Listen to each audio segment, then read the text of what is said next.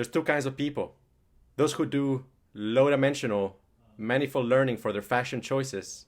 And then there is Valenciaga. Welcome back, everybody. So today we're gonna talk about fashion, about consciousness, humor, and the ongoing mission to get rid of suffering. All in one. Okay, so a little bit of context. So I am wearing what I was wearing at the QRI meetup on Saturday, which was a really fun party. Somebody gave me that party balloon. I didn't bring it, but I did craft this attire. You see, actually, I'm wearing a necklace of hedonium shockwave. Literally, the liquid here is hedonium shockwave. I calculated it, and this is literally 6 times as valuable per weight as gold. So, this is a good example of what I mean by kind of like good taste in fashion, kind of qualia-rich fashion. Gold is just a signaling tool. Usually I'm wealthy and so on. But it's not very valuable. Whereas this can catalyze a phase transition in the quantum substrate of consciousness and completely transform everything into matter and energy, optimized for pure bliss. It's wonderful. So that's kind of the idea of not Balenciaga with a B, but Valenciaga with a V. Essentially a luxury brand that is focused on the actual valence of the experience that it generates. Not only the user, but ultimately also everybody, those who see you, and of course, how the resources get channeled towards good causes. Actual valence optimization at a global scale. So, before I get into more of that and into humor, into hilarity qualia, the qualia of the day is non-alcoholic beer. I also like non-alcoholic wine. I've been exploring recently. I guess this brand is kind of cool because it says untitled art. Cerveza sin nombre. It's like unnamed beer. It's pretty great, actually. It's kind of like the classic IPA aroma chemical profile. And I researched a little bit like the aroma chemicals responsible for beer flavor. A lot of the common suspects, kind of similar to wine. There's some differences. But some things that stand out here is, everybody is kind of maybe tired of, hearing me say linalool. In this case is linalool, lol. And myrcene and ethyl acetate. I actually really recommend smelling ethyl acetate in its pure form. It's a powerful experience. It's really an interesting note. It's kind of similar to linalool acetate, but much more acetate. Smells like nail polish or something like that. But that is very important in tiny doses for explaining something like beer flavor, beer aroma chemical profile. So, it's very enjoyable. Why do I think it's important to kind of talk about non-alcoholic options here? Well, because in this way you can actually explore the rich qualia of, these very fine drinks without having to consume the addictive, carcinogenic neurotoxin that just destroys so many lives. This is like clean, good fun, family-friendly fun. Everybody can try it. There's no, it's not judgmental or anything, but this is just how you avoid it. You can enjoy the subtleties without compromising your health. That said, I always find it kind of dissatisfying, so I always end up chasing it with a shot of tequila.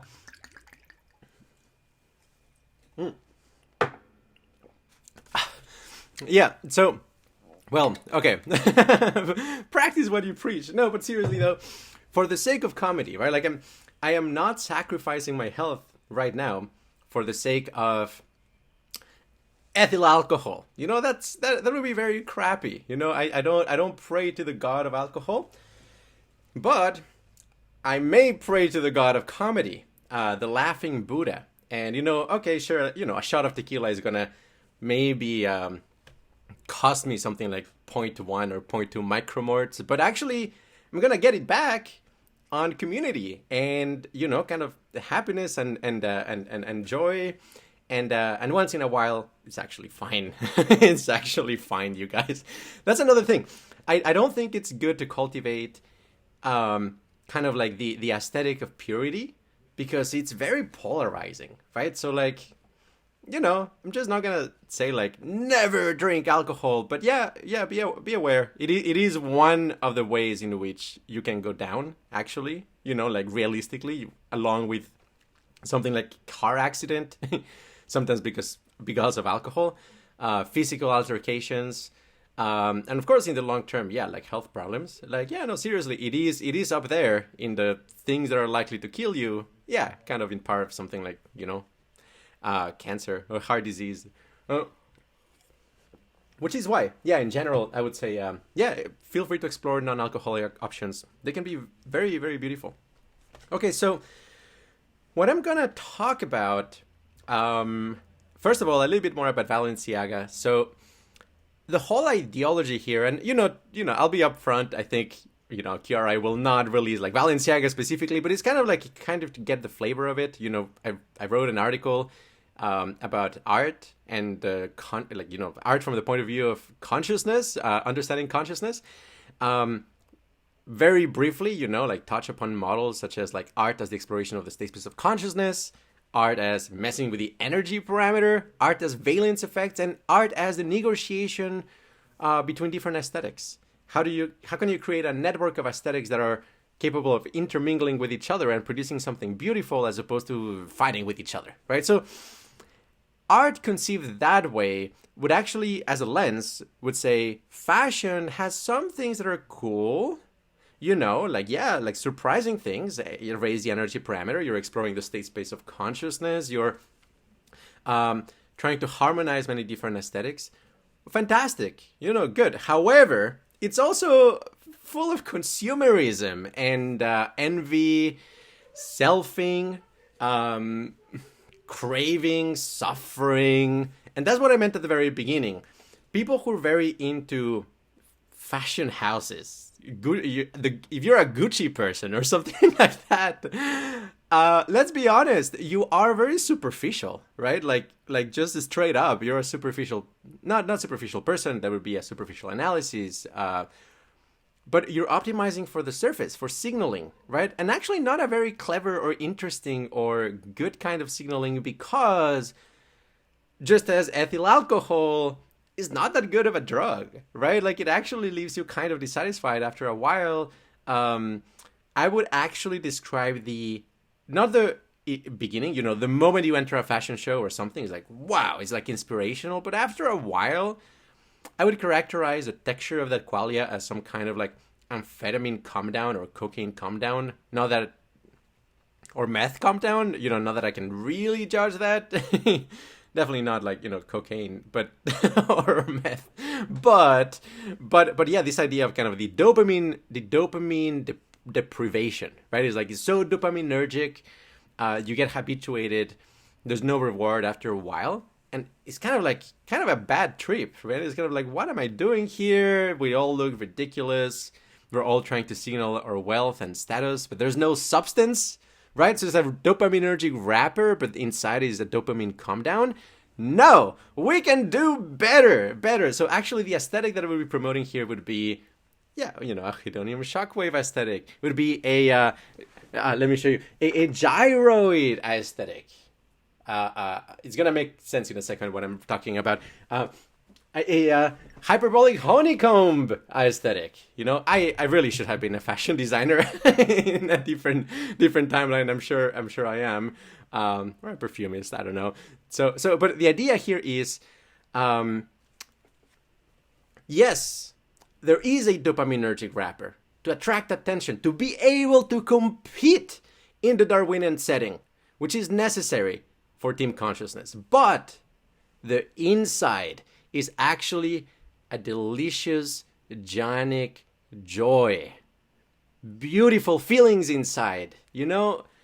That's actually one of the reasons I love Burning Man, for example. Yeah, it is very fashionable and people make their own costumes, but there's community, there is love, and there is an aesthetic that is definitely not just consumerism at all, right? So there's something very valuable there. Fashion for signaling is one thing. Fashion for the sake of qualia exploration and for the sake of aligning incentives and reducing suffering, that's so beautiful on so many other levels. Even if, in practice, it looks like you're wearing an over-the-top attire. Literally an over-the-top. So, let's spray one hedonium shockwave. At the party, I actually showed it to people. And not to show off too much, but honestly, people quite universally say hedonium shockwave is a very beautiful scent. And I poured my heart into it, guys. I really did. I am sorry that it's like $20,000. I know it's ridiculous. At the same time, QRI is a non-profit, right? We don't want to be constrained by commercial interests and incentives that will, guide consciousness exploration in a direction that is more aligned with Team Replicator. We don't want that. That's why sometimes, I might do some ridiculous things like sell these for $20,000. If you donate $20,000 or more to QRI, this is yours. I will mail it to you. A very brief note, by the way, all of the perfumes to people in the US have been mailed. We had a little bit of a difficulty in mailing internationally, but that's been resolved. So everybody who asked for perfumes is gonna get it. Apologies for the delay. It's been fantastic getting reviews from people who have gotten the perfumes already. In general, they say they're very interesting, and they like them. Like, especially, I think the most commercially viable one is probably Dust the Devil, to be honest. People were saying, that's kind of a club ready. That's that's an impressive scent. From a very, hedonic technical standpoint, is something you could actually use for going to the club and impressing people with your scent. I'm serious. Dust Devil is very, very, very good for something like that. But hedonium shockwave is on another level. I'm very curious what Luca Turin is going to say about it if he gets to smell it. Okay, so that is Valenciaga. Now let's get into humor. So I promise at some point when I actually know how to do this properly, I will make a QRI comedy special that is gonna be very interesting, hopefully funny, but definitely interesting. But here's the thing: for the Valenciaga QRI meetup, again, look it up in Quality Computing for the details. Also, as an aside, we're gonna do QRI meetups everywhere. QRI global, everywhere, because there's demand. People in Czech Republic, people in Sweden, people in France, email me, say hey, can I make a meetup? The answer is yes. I'm just overwhelmed with so many things. I'm publishing, academic papers with collaborator Chris Percy, writing blog posts. I'm a busy guy, but community is very important. We have to be, a beacon for something like this aesthetic, and really the commitment to get rid of suffering, the Peircean, the hedonistic imperative, rational hedonism, and so on. Yeah, so meetups everywhere. QRI Global. Honestly, it would be extraordinarily good if somebody who's really, really, really loyal to the Memeplex and really understands us, but also has excellent, people skills and managing skills, who's very conscientious, that kind of person could actually accelerate, because then it's more easy to actually manage all of the other volunteers and potentially contractors. So anyway, that's just an aside. If that's your talent, that could be a force a force multiplier, even if you can't, solve differential equations in your sleep or something like that. That's not actually the skill we're constrained by, as it turns out. So essentially, that's the aesthetic. This is related, to comedy. I'm gonna make a comedy special at some point when I know how to get it right. What I want to say is that consciousness research and QRI's memeplex have actually a lot to say about humor and comedy. And it's very important. Actually, it might be a lifesaver. Seriously, actually, it may.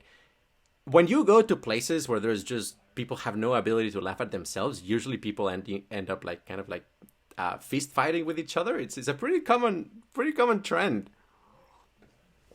Laughter is the lubricant that melts the cogs of the ego and allows you to essentially not take yourself too seriously in a social way, and it's extraordinarily helpful. So understanding it and then maximizing it is really good. But then there's also another reason, which is, in Jhanas, the first Jhana is characterized by primarily body piti, and actually I'm getting a little bit of it, I think, from the tequila, also because I went to a Jhana retreat last week. It's interesting, the phenomenology of this. Quite pleasant sensation in my hand. Again, warning: ethyl alcohol is an addictive, carcinogenic neurotoxin. Be aware of it. But no, being completely honest, I think that tequila is having a bit of a positive hedonic tone effect.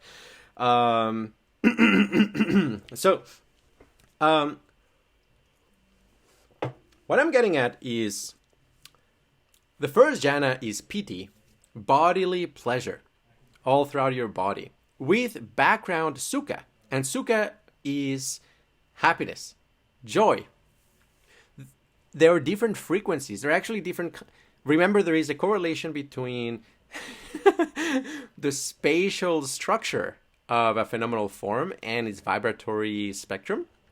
So essentially, PT is lower frequency, and also it is more coarse. It's kind of like cotton or something like that. Yes, it is pleasant, it is warm, but it's kind of prickly in some way. It still has kind of like some kiki elements, especially at the very beginning, before you have experienced like further jhanas, like the third or so. PT actually comes in kind of like these, like, it's kind of like a super saiyan. It's kind of like these triangular waves, like sort of thing. So that's kind of like coarse, whereas sukka, joy. I mean, like, if you go in the streets and you ask somebody to say, like, when was the last time you experienced a lot of joy and what did that feel like, they will be caught up in the semantic content. What gave rise to that joy, not necessarily what the joy felt like phenomenologically. It's not something you pay attention to, but if you follow Robert Bia's advice, whatever you pay attention to gets stronger.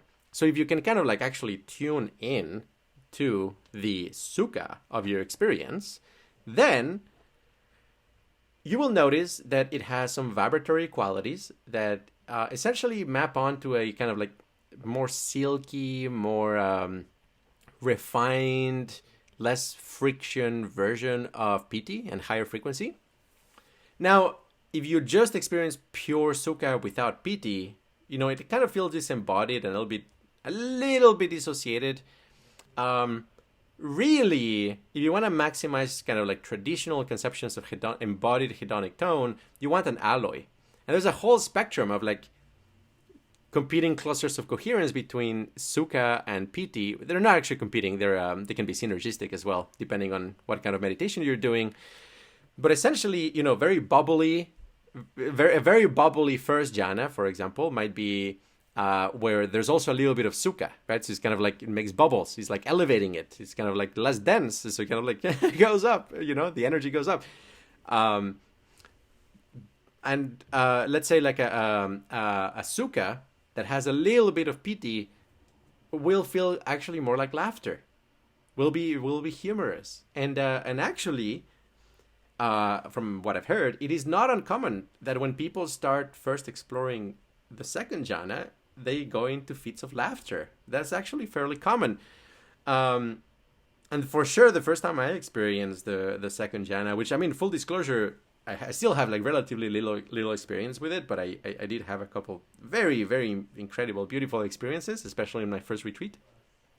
Uh, oh my gosh, it is very like adjacent to hilarity, right? So the first jhana actually is kind of adjacent to, and this is just being candid. This is just the reality of it. It is kind of along the lines of sexual excitement. There's something related to it. But formless. It's not attached to an intentional object, but is self-referential. The attention is towards the feeling itself. It doesn't have to be. Actually, like piti can be just pure warmth or something. But no, typically we'll have a little bit of that element, which makes it really awkward to teach to somebody, right? But hey, we care about the truth here, about the truth of aliens, and that. Sorry, that's just the case, dude. So, Sukka, it is adjacent to comedy. So what occurred to me, because I am not an accelerationist in general at all. I mean, I think we have to be really cautious with the technologies that we create, but I am a Jhana accelerationist. So I do think that is a massive net positive, like for so many reasons, like it's like wireheading done right. That, yeah, whatever works, whatever we can do to accelerate Jhana development, bring it on. Let's brainstorm, let's try things out, let's make it happen. And so it occurred to me that we could use humor specifically in order to get in touch with kind of a Sukka, which is like the main focal point of the second jhana. What I'm going to say, though, is that this particular idea, we call it Tantric Humor. It's kind of like humor without a release.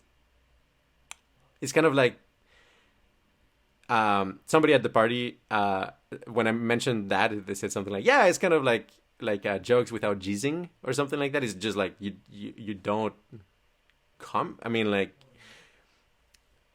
yeah, you let it build. It's kind of this tantric comedy. That idea actually came from Leanne Brereton, a good friend from college, a fantastically smart and very, very kind individual I still keep in touch with, who has lots of very great ideas. And one of them has been Tantric Humor, where essentially you kind of like detect the feeling of comedy, and rather than releasing it, you just let it build. Which leads me to, we could in principle, have a monastery where the whole point, the lama or the person at the monastery head, the realized master is there. And there's like all of the monks in there, and what you're doing, what he's or she's doing is just telling one dad joke after another, and the whole point is for them to not laugh so that it builds up. But because there is these things of like you laugh, you lose. There's some really funny YouTube videos like you laugh, you lose trends and things like that.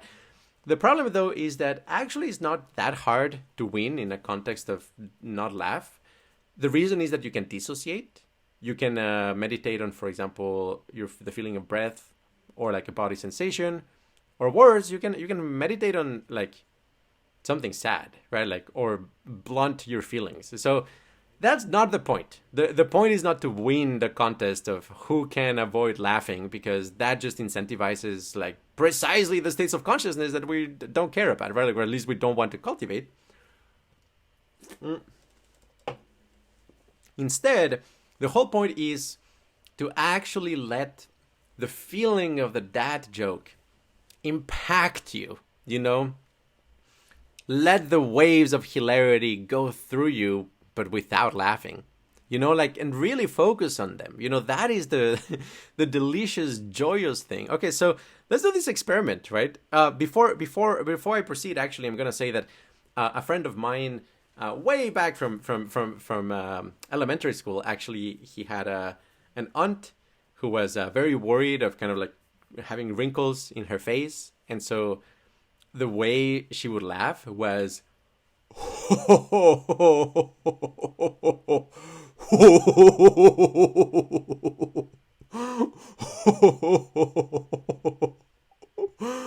And it's really wonderful because when you explain that anecdote and people try it, sometimes people just end up laughing really hard because it is also kind of tantric comedy. So I'm gonna read a couple dad jokes, and I want you to just not laugh, essentially. And if you laugh, I want you to laugh in that ho ho ho ho ho way. So number one, and this is to cultivate the second jhana. That's the ultimate goal. At the beginning, you might not be a very advanced meditator, a very advanced tantric comedy practitioner. So it's challenging. It might be challenging. So number one, what do a tick and the Eiffel Tower have in common? They're both parasites. I'm afraid for the calendar. Its days are numbered. What did the ocean say to the beach? Nothing. It just waved. I like that one. I like that one. Dad, did you get a haircut? No, I got them all cut. Dad, can you put my shoes on? No, I don't think they'll fit me. I broke up with my girlfriend of 5 years because it turns out she was a communist. I should have seen it coming. There were red flags everywhere.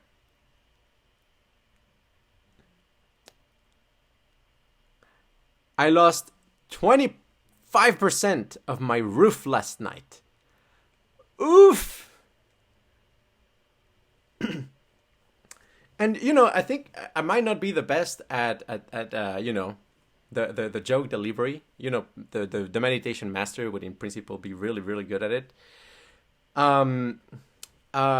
Which is why, I think like the problem is that in general, comedy actually really, really, really depends on the delivery, except for abortion jokes where by definition there's no delivery.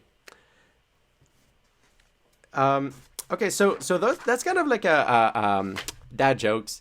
They're kind of like low grade humor, but here's the thing: like for Jhanic practice, like even a tiny tingle of a sensation is something that you can use as kind of like a little ember of happiness or joy or well-being or sense of comfort that because you focus on it. It's kind of like, what do I need to do so that this ember of well-being grows, right?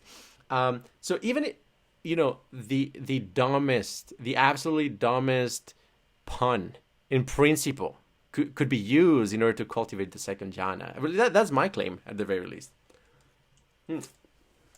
So what I want to read you now is kind of the hilarity scale I came up with some time ago. I've never posted it. I will probably put it on the comments here or on the video description. At QRI, we believe that valence scales and in general, a lot of psychological scales for reasons having to do with self-organized criticality and self-organizing principles that implement qualia computing, they will be in general logarithmic compressions of what is actually an exponential function. So, joy, 5-MeO DMT breakthrough love experience is like 1,000 times more intense than normal everyday life, and that's not even that's not even it's not even hyperbole. Well, maybe 1,000, but 100 is not hyperbole. That is something I think is pretty likely. So yeah, essentially the upper ranges of scales tend to be utility monsters in one way or another. I think it's the same for hilarity scales. So essentially, let's just go through it. So on a scale of like -2 to +10, I can't imagine what's, negative humor, but okay, like as an attitude, like -2 is the Grinch. The Grinch is, actively anti-humor, not the Andy Kaufman way, not anti-humor for the sake of humor, but like actually, like grumpy, actually like you don't want humor, right? So I hate people having fun type of attitude. -1 is just plain anti-humor. It's kind of a too much coffee, Spock, hungover, kind of those like you're a bit too rigid to laugh kind of thing. 0, it's kind of, there's many states, including, for example, neutral valence, anhedonia, and focused arithmetic work. Like it's kind of difficult to find really humorous doing something like, oh, you have to compute 17 times 27.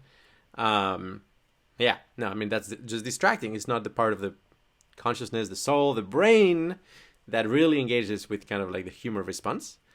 1 is slightly perked, lightly aroused, hint of something being slightly odd, realizing your shirt is inside out sort of thing. 2 is like simple fun, feeling of connection, hint of something, playing board games with friends. It's like, yeah, it's fun. It's kind of like this banter. It's like very, very light, 3 is slightly funny. We call it like shadows. Just as like pain has like shadows. It's not quite pain, but it's, kind of getting there. Slightly funny, number 3 would be like shadows of joy and laughter. Like maybe a dad joke kind of like gets there. Looking goofy kind of gets there. Like you're not laughing, but there's some humor, There's some humor embedded in the thing, right? Even if you're not laughing about it, right? There's some humorous quality to the input. 4 is like clearly funny. Well-placed puns. I'm terrible at these. Garden path sentences. It manifests as kind of like discrete chuckles. It's kind of like, the energy actually does build up enough for it to kind of like create this like seismic or like a tectonic slide. You chuckle. You can't contain it. Separated by silence. So it feels like a laughter balloon got slightly filled up, but it deflated without much of a build-up. 5 is very funny. Cracking some jokes with friends after a few beers, being tickled by a sibling, someone poking fun at you, at your outfit, so long as embarrassment does not take over. The balloon is inflated and then let go. You actually balloon over. So that's number 5. 6 is slightly hilarious. We're getting to the hilarity layer or like geological kind of era. The moment you realize your friends have been pulling a good-natured prank on you, getting stoned and watching a comedy show by Bill Hicks, that might get there. It depends on the person. The balloon is getting enough air that it stays inflated, but it also lets go of air. Energy building crosses threshold where the homeostatic equilibrium keeps things funny at a constant level. That's good. That's an antidepressant. Like if you can get to 6 regularly, oh my goodness, that's protective. It's actually anti so many things. It's very good. It's very, very good. Anxiolytic, analgesic. 7, clearly hilarious. When you realize that your entire career was a practical joke by your family. That's sort of kind of like your entire life was a practical joke. Bursts of laughter. The balloon's homeostatic equilibrium is medium field, self-sustaining feedback loop of laughter. The engine has been turned on and cannot be turned off. 8, very hilarious. Crescendos of laughter, orgasmic laughter. Being tickled constantly, being amused by common objects like teacups or chairs, as is common on LSD. Yeah, that's another thing. On LSD, for example, if you have a good trip, especially on the come up, like totally normal objects, just kind of like painted with a hilarity, right? It's kind of an SSRI, for example, it's kind of like normalizes, it's kind of blunting, reduces the effective range. The qualia of an SSRI is like everything is painted with normalcy. Things are just normal, which ironically is a very specific qualia, and it's not the nature of the universe by any means, but is a flavor of consciousness. Very peculiar, because when you're in that state, it absolutely feels totally like this is what it's meant to be. This is just normal.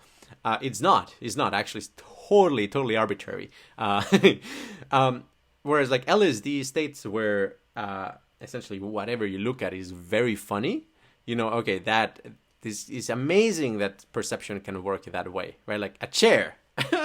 So it's like in that state of consciousness, somebody presents you with like paper towels, and you're like totally blasted out of your mind on laughter. All right, so like number 9, outrageous, absurd laughter with no semantic referent, laughter that undoes years of trauma, laughter that causes hernias, laughter that needs to be stopped for your own good. I recommend smelling turmeric to help you calm down. Actually, when I mentioned this advice, somebody burst out laughing with the idea that like a scent could actually have an anti-humor effect. But I think actually, yeah, the vibratory quality of the scent qualia of turmeric is actually a little bit anti-humorous. I don't know. Give it a try. The laughter's feedback loop leads to higher and higher levels, chaotic attractors rolling on the floor uncontrollably, clinically significant humor. Clinically significant humor. You know, this is kind of a, when you drink, 12 beers or something, you're clinically drunk. You know, you're drunk at a level that like, it matters for somebody, and above that for sure. Like 20, you had 20 drinks tonight. Maybe you should get checked on the ER just in case, or you should be checked, looked over. Clinically significantly drunk would be in that case. Here we're talking about clinically significant hilarity. It might actually might undo your trauma, or it may cause you a hernia, sort of thing. Number 10, cosmic laughter. Laughter beyond existence and non-existence. Transcendent laughter. The laugh of the Buddha mind. Pure, undiluted, non-dual hilarity. Tantric laughter. The balloon explodes and the air inside becomes one with the air everywhere else. Reality is humor. Humor is reality. Emptiness is laughter. Laughter is emptiness. You cannot come back from this level as you get absorbed by the laughing Buddha. So those are the levels. And again, it's kind of like, DMT or something like that. It's like, well, you've gotta try it. You've gotta experience it to know that it's real. But yeah, that's a feature of reality. So with that said, I at the party, usually I give a speech. I think there's like a couple recorded. I've done that all the way since like 2018, at least once a year. And it's a tradition. I will keep doing that. Usually what I talk about is kind of like a way of condensing some of the latest QRI insights, the things that we're doing, keeping people up to date. Because obviously, it's not like everybody watches every video or reads every article, although I'm very grateful for anybody who does that, of course. But no, just kind of like creating common knowledge. It's very valuable, I think. In this case, it's just like I'm going to touch upon some of the pieces of common knowledge worth sharing. First is the binding problem. Here is why. We're writing an academic paper about this. We essentially are fairly confident at this point, after like a very thorough literature review, lots and lots and lots of conversations, talking to other researchers. Our solution of the topological segmentation of the electromagnetic field, or the fields of physics, more specifically, more generally, it does address essentially a hole in the literature. Now, please don't run away with this and write a paper really fast before we publish it. Or if you do, like, give us acknowledgement, or at the very least, right? Or be our co-author, or something like that. But essentially, why? We have a reason why, So here's the thing. In philosophy of mind, not in like people who just talk about AI, not in people who are skeptics, not in atheists, all of that is like surface level. I'm talking about like the deep, real literature, the people who are actually obsessed with these questions, want to find out the truth, are writing in these esoteric academic journals. The thing is, essentially, there is this identified like hole where people are looking for what can cause actual hard objective frame invariant boundaries. that would essentially create the distinction between the inside and an outside of a moment of experience. And we think topology satisfies that constraint. But then there's another one, which is people are also wondering, how could the mechanism of binding not be epiphenomenal, right? Like, it has to be something that is useful so that it is visible from the point of view of natural selection, right? If you don't have that, then it's epiphenomenal. There would be no reason for us to be bound in a coherent way. We're actually, the content of our experience is connected in a way that, reflects the things that we are saying, right? Like that it's gotta be useful somehow. It can't just be epiphenomenal, or otherwise we would just be kind of like a mind, a soup, right? Like a scrambled psychotic qualia, but we're not. We're highly, highly organized, self-reflective states of consciousness. So we've got to explain that. And the reason why the topological approach to the binding problem works is because it satisfies those two constraints. First of all, it is objective and frame invariant. Essentially, there would be 4-dimensional pockets in the electromagnetic field or in fields of physics. That's Lorentz invariant. It doesn't matter how fast or how quickly you're looking at it or how you're sampling it, is the same. It has inherent existence, is not existing only from a certain point of view, which in itself is also a nonsensical concept, and we can talk about that. I'll write more about it. What a point of view, or the idea of a point of view, is actually kind of nonsensical. Really, what we have is topological pockets of view, tori of view, hypercubes of view, things like that. But then the other way in which this satisfies the constraints is that, well, when you do have a topological boundary, actually energy gets trapped in it, and as a consequence, every vibratory mode within it that doesn't fit an integer number of times, in other words, that isn't one of its natural harmonics, gets canceled out. And so the moment you actually have a topological pocket, you have holistic behavior. The whole thing acts as a unit. And that is computationally and causally significant. So, from the point of view of evolution, it's not like it cares. I mean, of course, it's just like a force of nature. It doesn't have agency. But from the point of view of evolution, consciousness is useful because it is segmenting out the field in such a way that it generates resonant modes that are computationally significant. So it's actually helpful for information processing and passing on the genes. So it's kind of luck, or good luck, or bad luck, but essentially, it's kind of in that situation. So to recap, the reason the topological segmentation approach actually feels this whole little literature is that it is objective. We're talking about hard boundaries, and second, it actually is non-epiphenomenal. It has non-trivial causal and computational implications. And I've thought for hundreds, perhaps thousands of hours dedicated to this topic. It took me a long time to arrive at this idea and then being able to explain and justify it so succinctly.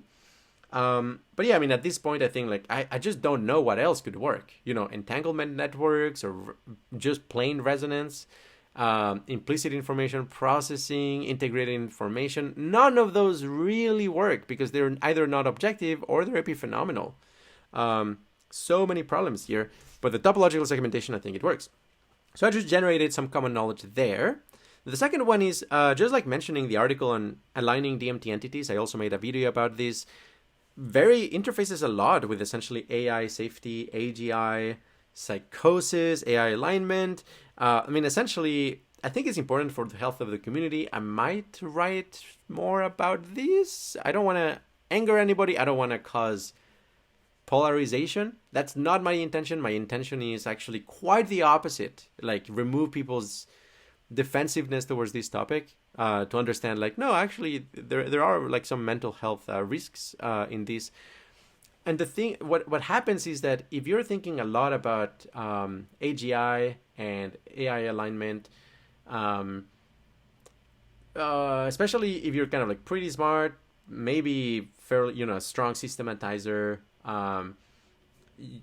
also if you take psychedelics, I think that's a risk factor, ethically scrupulous, and you're very creative, or trait psychoticism, not the best term for it, but yeah, I mean, essentially with those constraints, like, you're at risk because you might accidentally be generating very powerful internal sub-agents in order to model what a higher than human intelligence might be and how it might behave, what it might do.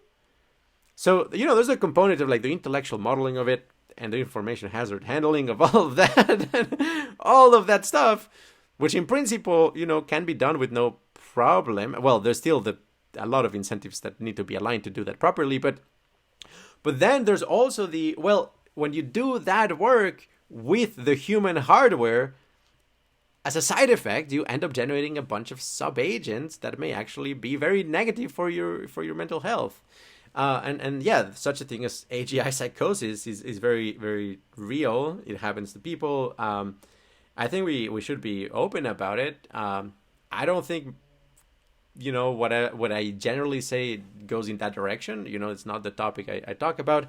At some point, I will also address possible failure modes of QRI's memeplex or QRI adjacent memplexes, because there's also some things to talk about there that I think are completely fixable, and it's important to just catch them early.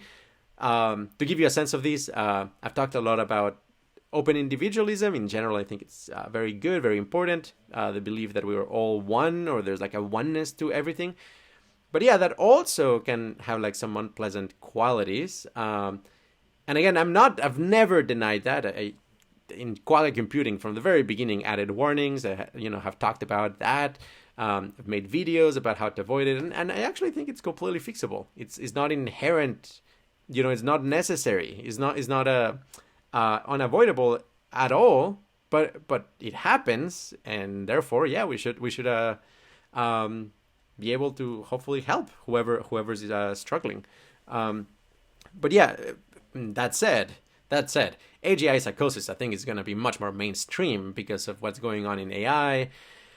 Don't be surprised if your YouTuber of choice or podcaster or intellectual develops AGI psychosis this or next year, because, it's just in the air. It's just in the air. So, so I recommend reading the article Aligning DMT Entities on Qualia Computing, or watching the video to kind of like have some sense of possible antidotes. Just very quickly, I think like developing loving kindness, good training data, developing the sensitivity to like the intentions of sub-agents, and also just having really good epistemology, that you're not just like buying into what you perceive.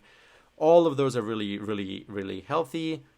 But above all of it, honestly, it is like exploring and thinking about these topics in a good mindset, in a good mood.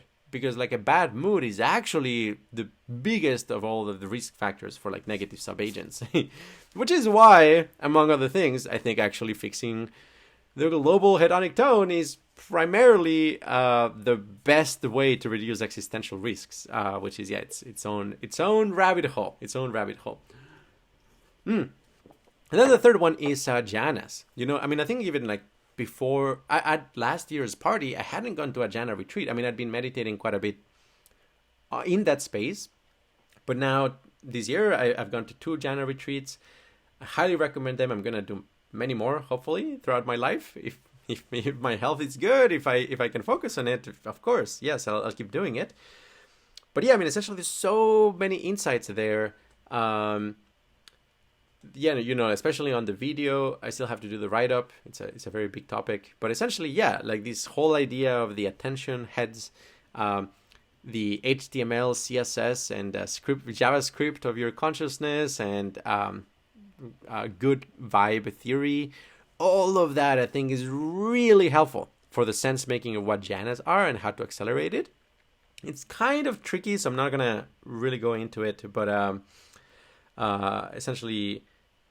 yeah, I highly recommend giving it a try. And again, there's a lot of good teachers for Jhanas, but my current favorite emphasis is Rob Urbia's Practicing the Jhanas retreat lectures.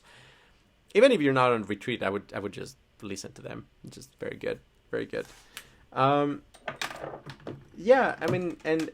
to kind of like wrap all of this up.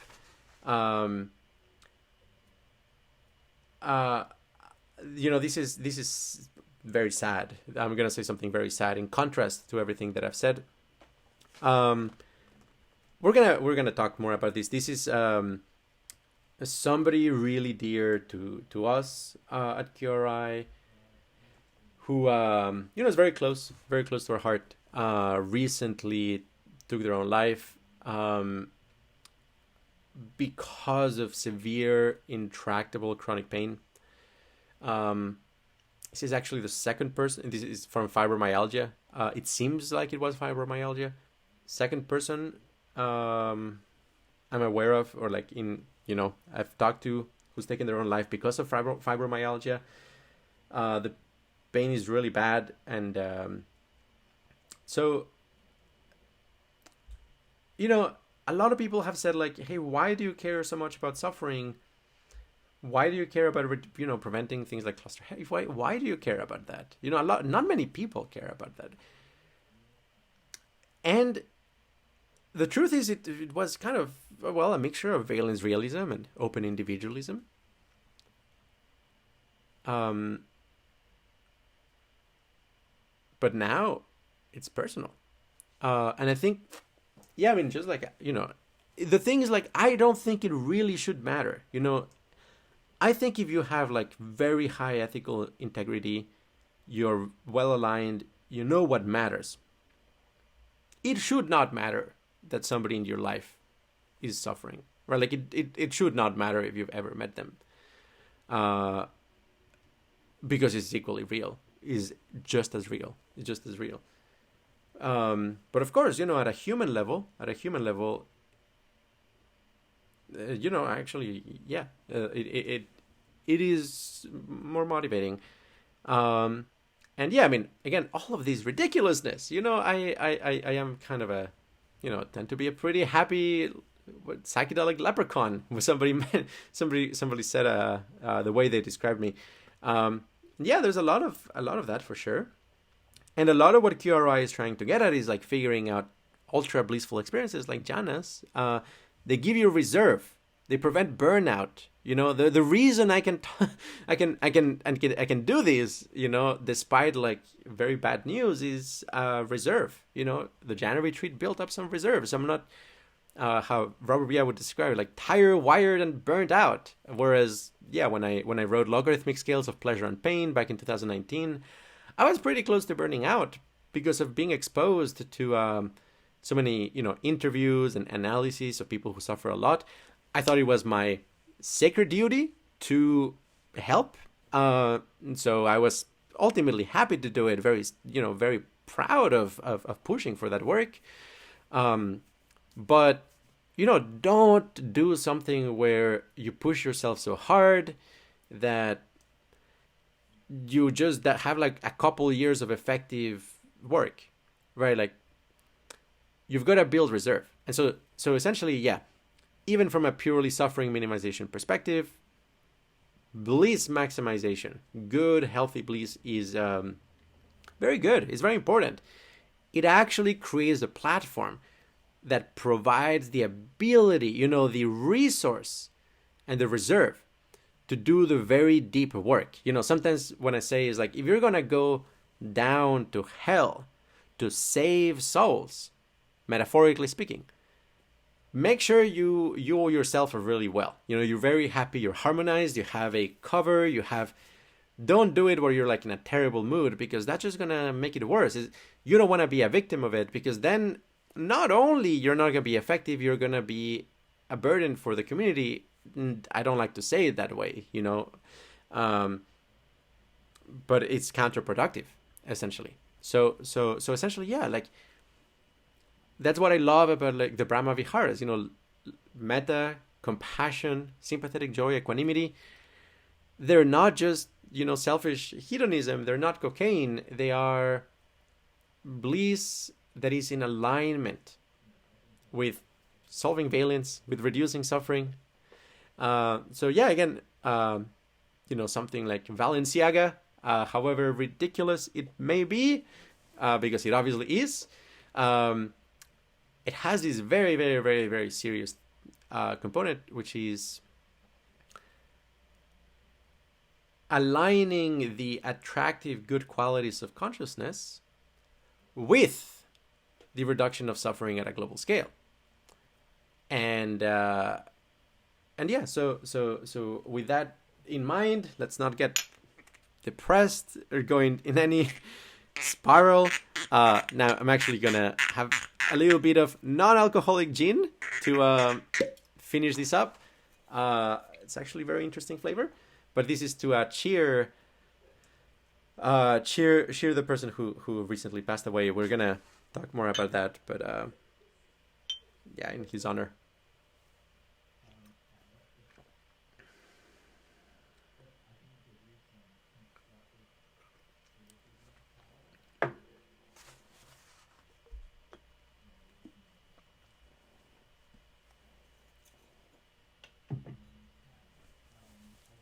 And in the hopes that we can make genuine progress in getting rid of very bad experiences. So with that, well, thank you so much for joining. I will see you next time. Talk to you on another day on another topic. Infinite bliss. Hell must be destroyed, but don't destroy yourself in the process of doing that. So, all right, take care. All the best.